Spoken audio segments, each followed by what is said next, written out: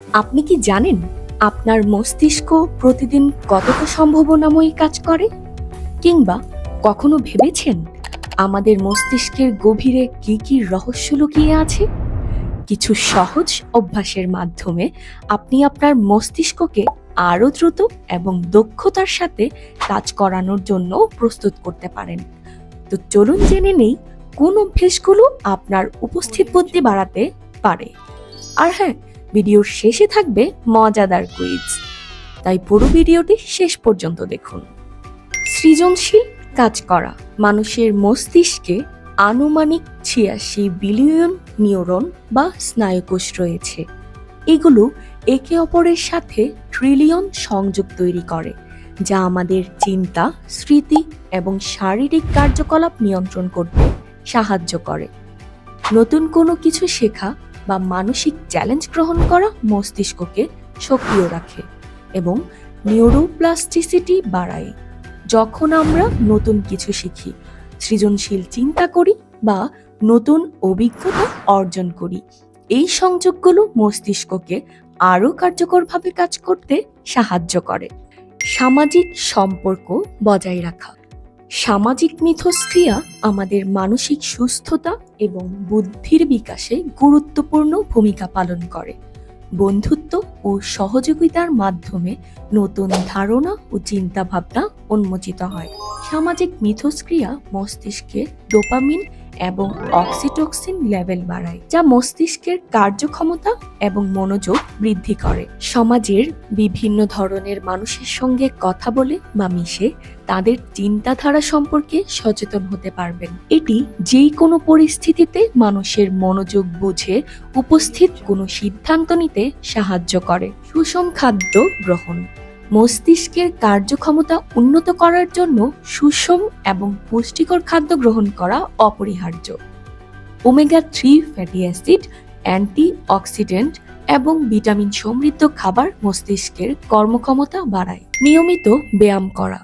শারীরিক ব্যায়াম শুধুমাত্র শরীরের জন্যই নয়, মস্তিষ্কের জন্য অত্যন্ত উপকারী। নিয়মিত ব্যায়াম মস্তিষ্কের নিউরন বৃদ্ধি করে এবং অক্সিজেনের সরবরাহ বাড়ায়, যা চিন্তার ক্ষমতা উন্নত করে। গবেষণায় দেখা গেছে যে শারীরিক কার্যক্রম মস্তিষ্কের হিপোক্যাম্পাস অংশের আকার বাড়াতে সহায়ক, যা কোনো কিছু শেখা এবং স্মৃতির জন্য গুরুত্বপূর্ণ। মানসিক চ্যালেঞ্জ গ্রহণ করা। আপনার মস্তিষ্ক তখন আরও শক্তিশালী হয়ে ওঠে যখন এটি নতুন মানসিক চ্যালেঞ্জ গ্রহণ করে। প্রতিটি চ্যালেঞ্জ মস্তিষ্কের নিউরনগুলোর মধ্যে নতুন সংযোগ তৈরি করে, যা আপনাকে আরও সৃজনশীল এবং কার্যক্ষম করে তোলে। ফলে আপনার ব্রেইন তখন সচল অবস্থায় থাকে এবং আপনি যে কোনো কাজে দ্রুত সিদ্ধান্ত নিতে পারেন। ধ্যান বা মেডিটেশন। ধ্যান বা মেডিটেশন অনুশীলন মস্তিষ্কের ফোকাস এবং মানসিক স্বচ্ছতা উন্নত করে। এটি স্ট্রেস কমায় এবং মনকে শান্ত রাখে। ধ্যানের ফলে প্রিফ্রন্টাল কর্টেক্সের কার্যক্ষমতা বাড়ে, যা সিদ্ধান্ত গ্রহণ এবং আপনার সমস্যার সমাধানে সহায়ক। নতুন ভাষা শেখা। নতুন কোনো ভাষা শেখা মস্তিষ্কের বিভিন্ন অংশের কার্যক্ষমতাও বৃদ্ধি করে এবং স্মৃতিশক্তি উন্নত করে। এটি মস্তিষ্ককে বহু কাজের জন্য প্রস্তুত করে, যা তাদের সমস্যা সমাধানে দ্রুততা এবং নমনীয়তা প্রদান করে। নিয়মিত বই পড়ার অভ্যেস। নিয়মিত বই পড়ার অভ্যেস মস্তিষ্ককে নতুন তথ্য শোষণ এবং বিশ্লেষণ করতে সাহায্য করে। এটি ভাষার দক্ষতা ও সৃজনশীলতা বাড়ায়, জটিল চিন্তাভাবনা এবং বিশ্লেষণ ক্ষমতাকে উন্নত করে। মেমোরি গেম বা পাজল খেলা। পাজল, সুডোকু, চেস ইত্যাদি মেমোরি গেম মস্তিষ্ককে কার্যকরভাবে কাজ করতে সাহায্য করে, যা মানুষকে সূক্ষ্ম চিন্তা করা শেখায় এবং স্মৃতিশক্তি বৃদ্ধি করে।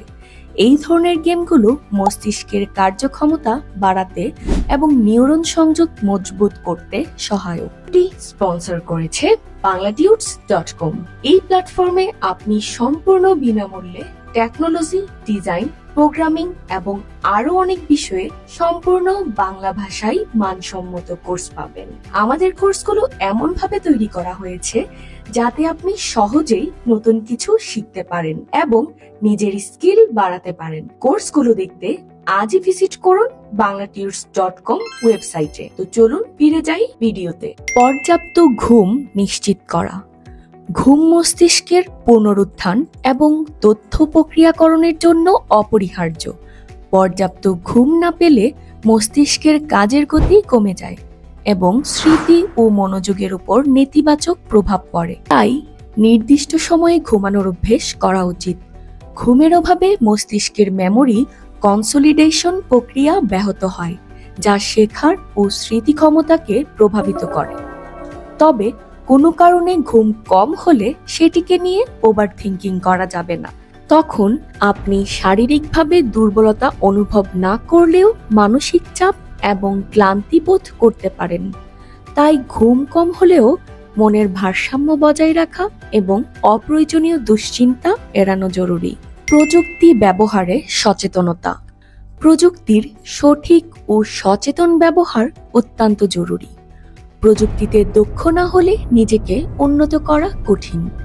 তবে অতিরিক্ত ব্যবহার মনোযোগের ঘাটতি ও স্মৃতিশক্তির উপর নেতিবাচক প্রভাব ফেলতে পারে। তাই প্রযুক্তি ব্যবহারে ভারসাম্য বজায় রাখা খুবই জরুরি। সৃজনশীল ও কার্যকরী উপায়ে প্রযুক্তিকে কাজে লাগান।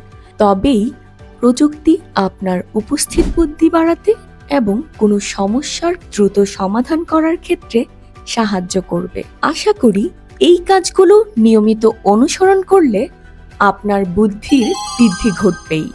যদিও প্রত্যেকের মস্তিষ্কের গঠন ও কার্যক্ষমতা আলাদা, তবুও প্রতিদিনের রুটিনে এই ছোট্ট ছোট্ট কাজগুলোই হতে পারে আপনার জীবনের ধারাবাহিকতা এবং বুদ্ধিবৃত্তির চাবিকাঠি। এখন আসি কুইজ পর্বে। মস্তিষ্কের কোন অংশটি স্মৃতি ধারণ এবং শেখার জন্য কাজ করে? A. Hypothalamus, B. Hippocampus, C. Cerebellum এবং ডি. থ্যালামাস। উত্তর কি হতে পারে? কার কি মতামত জানাতে চাইলে আমাদের ভিডিওতে কমেন্ট করুন, অথবা এই প্রশ্নের সঠিক উত্তর জানতে ফেসবুকে আমাদের বাংলা টিউটস গ্রুপটি ভিজিট করুন। গ্রুপের লিংক ডেসক্রিপশনে দেওয়া আছে। যদি ভিডিওটি ভালো লেগে থাকে তবে লাইক, কমেন্ট এবং আমাদের বাংলা টিউটস চ্যানেলটি সাবস্ক্রাইব করতে ভুলবেন না।